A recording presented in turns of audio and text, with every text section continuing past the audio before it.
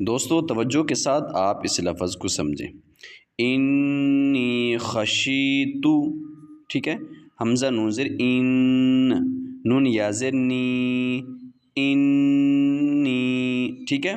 جب ہم حمزہ کو نون کے ساتھ ملائیں گے تو ہم غنہ کریں گے، ٹھیک ہے، یعنی کہ ناک میں آواز، نون کی آواز کو تھوڑا سا ہم لمبا کریں گے، انی، نون یا زیر نی، ٹھیک ہے۔ تو یہاں پر یا ساکن اس سے پہلے زیر ہے، جہاں پر یا ساکن اس سے پہلے زیر ہو ایسی یا کو یا مدہ کہا جاتا ہے۔ ایسی صورت میں لفظ کو تھوڑا سا حرف کو تھوڑا سا لمبا کیا جاتا ہے، تو ہم نون کو تھوڑا سا لمبا بھی کریں گے، انی، ٹھیک ہے۔ خشیتو، خا زبر خا، شین یا زیر شی، خشی، تا پیش تو، خشیتو، ٹھیک ہے۔